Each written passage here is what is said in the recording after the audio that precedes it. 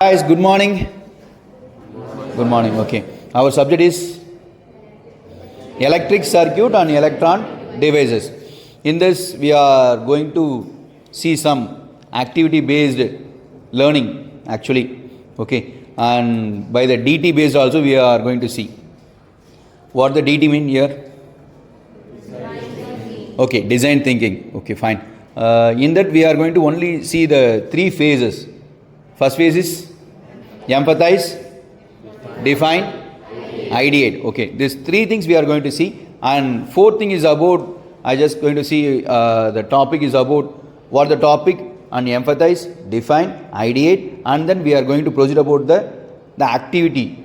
Okay, and later on what is the application. This 5 points we are going to discuss in the topics. Okay, let us see what the topic. Voltage, current, power, energy. Come. Empathize. Electrical device require some correct kind of current, voltage and power. இப்போ ஒரு டிவைஸுக்கு வந்து ஒரு correct amount of கரண்ட்டையும் பவரையும் pass பண்ணால் தான் அந்த device வந்து சேஃபாக run ஆகும்.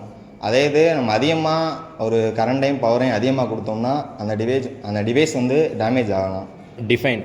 The problem is to measure and analyze the current, voltage, power and energy to calculate the current accurately. இப்போ வந்து அந்த கரண்ட்டை வந்து நம்ம வந்து கரெக்டாக வந்து நம்ம மெஷர் பண்ணால் தான் நம்மளுக்கு வந்து ப்ராப்ளமை வந்து நம்ம டிஃபைன் பண்ண முடியும். ஐடியேட். நம்ம லைஃப்பில் வந்து மோஸ்ட்டாக நம்ம எல்லாருமே மொபைல் ஃபோன்ஸ் யூஸ் பண்ணுறோம், லேப்டாப்ஸ் யூஸ் பண்ணுறோம். எல்லாத்துக்குமே நம்ம சார்ஜ் கண்டிப்பாக போட்டாகணும். அதுக்கு நம்ம வந்து எந்த டிவைஸ்க்குமே எல்லா விதமான சார்ஜஸையும் யூஸ் பண்ண முடியாது. அதுக்கு தேவையான பர்டிகுலர் வோல்ட்டு அப்ளை பண்ணணும். அதுக்கு வந்து நம்ம பேட்டரியோட கெப்பாசிட்டியை பார்த்து பேட்டரியோட கெப்பாசிட்டிக்கு ஏற்ற அளவுக்கு நம்ம வோல்டேஜை சப்ளை பண்ணணும்.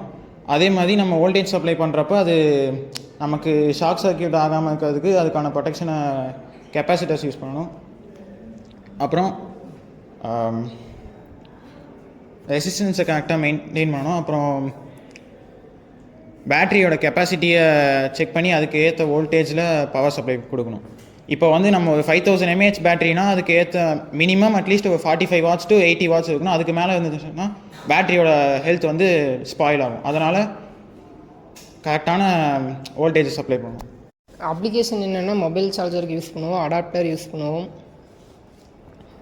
அதுக்கப்புறம் ஹீட்டர், ஃபேன், அவ்வளோதான். தேங்க்ஸ். மேட்சிங் ஆக்டிவிட்டியை கொடுத்துருக்காங்க. வோல்டேஜ் என்ன ஆன்சர் வரும்? Electrical pressure. Correct answer. Good. Second, current, flow of electrics. Good. Power, total rate of electrical energy consumption. Power correct ah? Correct da. Rate of electrical consumption da. Rate of electrical energy consumption. Correct. And energy. Total electrical work done. Okay. This expression கொடுக்கணும்.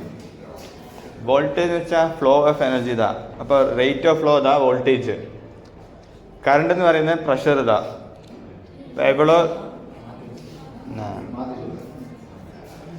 Flow தான் electrical pressure அல்ல flow எவ்வளோ ஒரு சர்க்யூட்டில் flow பண்ணுந்தா அது.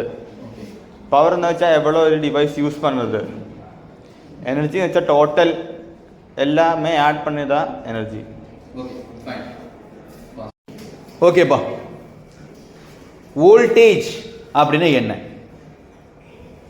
Answer வந்து என்ன சொல்லிட்டாங்க? Electrical pressure. Electrical pressure. Electrical ப்ரெஷர்னா என்ன? ஆக்சுவலாக ஒரு அழுத்தம்.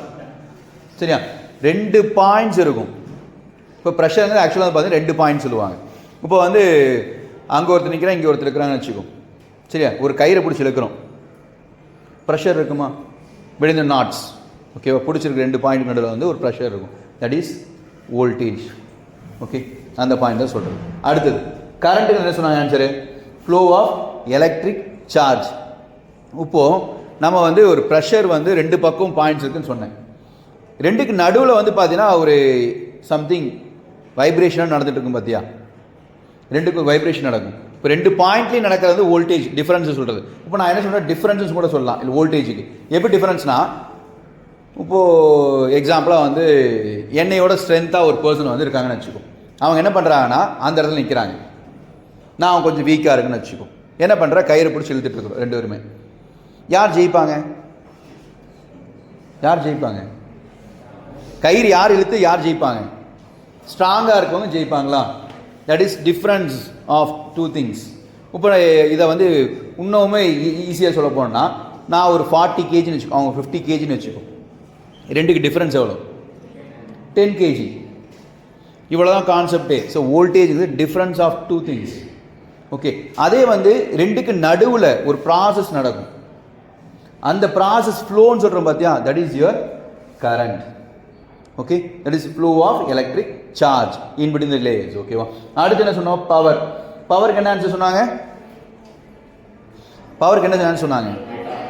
Rate of electrical energy consumption.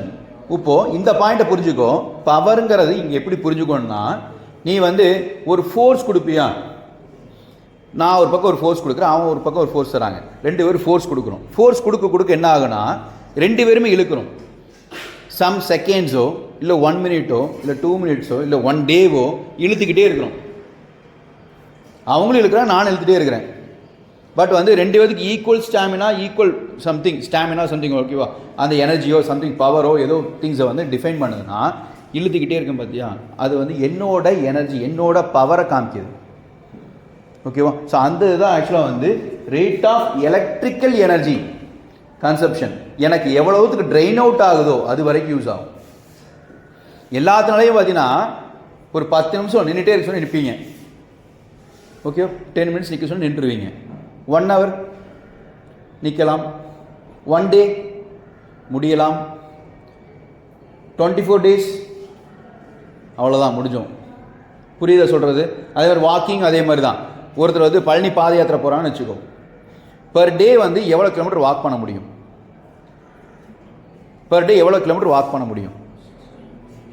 60 kilometre walk பண்ணலாமா? காலையிலேருந்து நைட்டு வரைக்கும் மதியம் கூட பார்க்காம நடந்துகிட்டே இருக்க முடியுமா?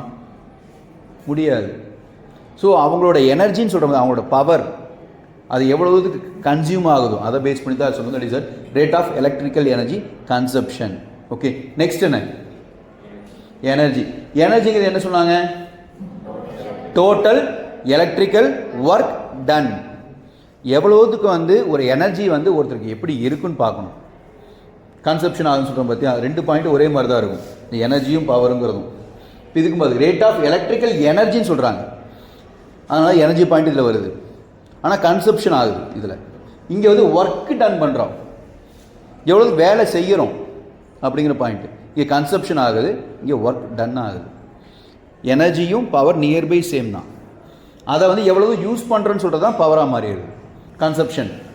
அதை வந்து எவ்வளோ யூஸ் பண்ணுறாங்க. இப்போ வந்து எனர்ஜியை வந்து இன்னும் ஒரு பாயிண்ட்டாக பேசணும்னா, யாராச்சும் வந்து ஆப்டியூட்லாம் படிச்சிருக்கீங்களா?